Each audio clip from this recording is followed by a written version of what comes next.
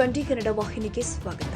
ಕೈಯಲ್ಲಿ ಶರಣು, ಕೊಂಕಳಲ್ಲಿ ದೊಣ್ಣೆ ರೀತಿ ಸರ್ಕಾರ ವರ್ತನೆ ಮಾಡಿದೆ ಎಂದು ಪರಿಷತ್ ವಿರೋಧ ಪಕ್ಷದ ನಾಯಕ ನಾರಾಯಣಸ್ವಾಮಿ ಹೇಳಿದ್ದಾರೆ. ಬೆಳಗಾವಿಯಲ್ಲಿ ಮಾಧ್ಯಮಗಳ ಜೊತೆ ಮಾತನಾಡಿದ್ರು. ಈ ಸರ್ಕಾರ ವೀರಶೈವ ಲಿಂಗಾಯತರನ್ನ ಬೇರ್ಪಡಿಸಿದ್ರು. ಸಮಾಜ ಕಾಂಗ್ರೆಸ್ಗೆ ಮಣ್ಣು ತಿಳಿಸಿದೆ.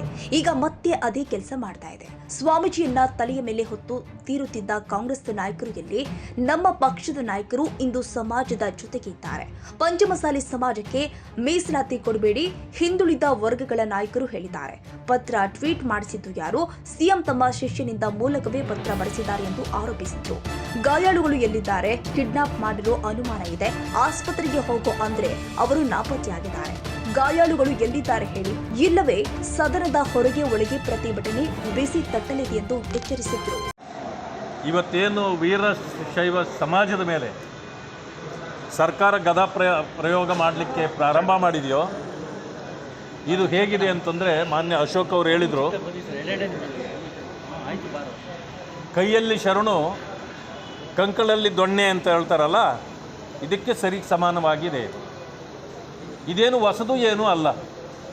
ಯಾವ ರೀತಿ ಕಾಂಗ್ರೆಸ್ ಪಕ್ಷ ವೀರಶೈವರನ್ನು ಮೊದಲಿಂದಲೂ ನಡೆಸ್ಕೊಂಡು ಬರ್ತಿದ್ದಾರೆ ಅನ್ನೋದು ಇವತ್ತು ಇತಿಹಾಸದ ಪುಟಗಳಲ್ಲಿದೆ.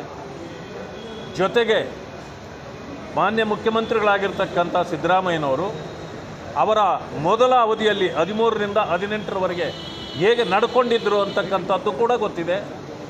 ಚುನಾವಣಾ ಸಂದರ್ಭ ಬಂದಾಗ ಯಾವ ರೀತಿ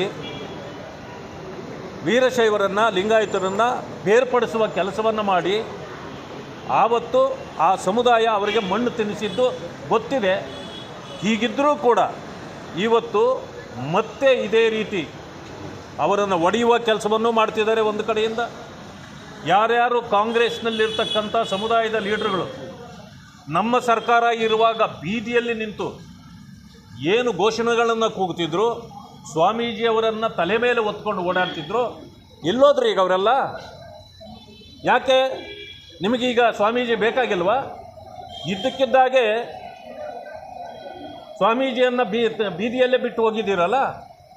ಈಗ ಆವತ್ತು ಯಾವ ರೀತಿ ಹೋರಾಟ ನಡೆದಿತ್ತೋ ಅದೇ ರೀತಿ ನಮ್ಮ ಪಕ್ಷದಲ್ಲಿರ್ತಕ್ಕಂಥ ಎಲ್ಲ ಮುಖಂಡರುಗಳು, ಯತ್ನಾಳ್ ಅವರು ಇರ್ಬೋದು, ಅರವಿಂದ್ ಬೆಲ್ಲಜಿಯವರು ಇರ್ಬೋದು, ವೀರಣ್ಣ ಕಡಾಡಿಯವರು ಇರ್ಬೋದು, ಎಲ್ಲರೂ ಕೂಡ ಸಿ ಪಾಟೀಲರು ಎಲ್ಲರೂ ಇವತ್ತು ಹೋರಾಟದಲ್ಲೇ ಇದ್ದಾರೆ. ಆವತ್ತು ಇದ್ದರು, ಇವತ್ತು ಇದ್ದಾರೆ. ಆದರೂ ಕೂಡ ಇವತ್ತು ಆ ಸಮುದಾಯವನ್ನು ಹತ್ತಿಕ್ಕುವ ರೀತಿಯಲ್ಲಿ ಇನ್ನೊಂದು ನೀವು ಗಮನಿಸಿಲ್ಲ,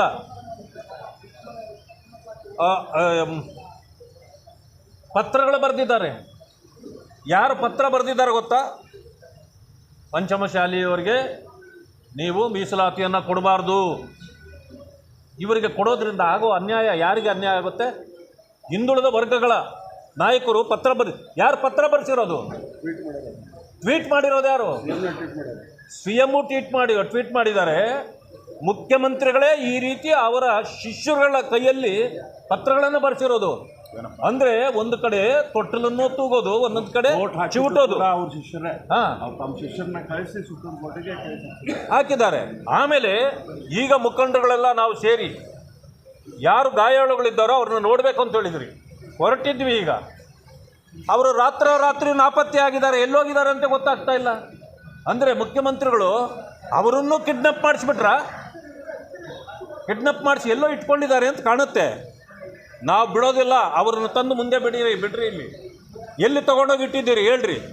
ಪಾಪ ಅವರು ಯಾವ ಸ್ಥಿತಿಯಲ್ಲಿದ್ದಾರೋ ನಮಗೆ ಅರ್ಥ ಆಗ್ತಾ ಇಲ್ಲ. ಈಗ ನಾವು ಆಸ್ಪತ್ರೆಯಲ್ಲಿ ಹೋಗಿ ಅವ್ರನ್ನ ಭೇಟಿ ಮಾಡಲಿಕ್ಕೆ ಹೋದರೆ ಈಗ ಅಲ್ಲಿ ನಾಪತ್ತೆ ಆಗಿದ್ದಾರೆ. ಅವರು ಎಲ್ಲಿ ಅಂತ ಸಿಗ್ತಾ ಇಲ್ಲ. ಕೆಲವರು ಹೇಳ್ತಾರೆ ಯಾವುದೋ ಪ್ರೈವೇಟ್ ಹಾಸ್ಪಿಟ್ಲ್ಗಳಲ್ಲಿದ್ದಾರೆ ಅಂತ. ಎಲ್ಲಿ ಹುಡುಕಬೇಕೋ ಗೊತ್ತಾಗ್ತಾ ಇಲ್ಲ. ಈಗ ಮುಖ್ಯಮಂತ್ರಿಗಳು ಅವರನ್ನು ಮೊದಲು ಇಲ್ಲಿ ತಂದು ಒಪ್ಪಿಸಬೇಕು. ಇಲ್ಲ ಅಂತಂದರೆ ಒಳಗೂ ಹೊರಗೂ ಕೂಡ ಇದರ ಬಿಸಿ ನಿಮಗೆ ತಟ್ಟುತ್ತೆ ಅಂತಕ್ಕಂಥ ಮಾತನ್ನು ಹೇಳಲಿಕ್ಕೆ ಬಯಸ್ತೇನೆ. ಕನ್ನಡಿಗರ ಮೆಚ್ಚಿನ ನಿಮ್ಮ TV20 ಕನ್ನಡ ವಾಹಿನಿ ಇದೀಗ ಟಿವಿಯಲ್ಲಿ ಲಭ್ಯ. ಕರ್ನಾಟಕ ಮತ್ತು ದೇಶ ವಿದೇಶದ 360 ಡಿಗ್ರಿ ಸುದ್ದಿ ವಿವರವನ್ನ ಪಡೆಯುವುದಕ್ಕೆ TV20 ವಾಹಿನಿಯನ್ನು ಲೈಕ್ ಮಾಡಿ, ವಿಡಿಯೋಗಳನ್ನು ಶೇರ್ ಮಾಡಿ, ಕಮೆಂಟ್ ಮಾಡಿ, ಸಬ್ಸ್ಕ್ರೈಬ್ ಮಾಡಿ. HCN ಕೇಬಲ್ 842 ನಂಬರ್ನಲ್ಲಿ ಹುಕ್ಕೇರಿ ತಾಲೂಕು ಹಾಗೂ ಸಂಕೇಶ್ವರದ ಸುತ್ತಮುತ್ತಲಿನ ಹಳ್ಳಿಗಳಲ್ಲಿ ಲಭ್ಯ. PCN ಕೇಬಲ್ 129 ನಂಬರ್ನಲ್ಲಿ ಹಾರುಗೆರೆ ಸುತ್ತಮುತ್ತಲಿನ ಹಳ್ಳಿಗಳಲ್ಲಿ ಲಭ್ಯ. ರಾಯಬಾಗ್ ಡಿಜಿಟಲ್ ಚಾನೆಲ್ ಕೇಬಲ್ 80ನೇ ನಂಬರ್ನಲ್ಲಿ ರಾಯಬಾಗ ತಾಲೂಕಿನ ಸುತ್ತಮುತ್ತಲಿನ ಹಳ್ಳಿಗಳಲ್ಲಿ ಲಭ್ಯ. UDCN ಕೇಬಲ್ ನೆಟ್ವರ್ಕ್ ಉಗಾರ ಸುತ್ತಮುತ್ತಲಿನ ಹಳ್ಳಿಗಳಲ್ಲಿ ನಿಮ್ಮ TV20 ಕನ್ನಡ ವಾಹಿನಿಯೂ ಲಭ್ಯ.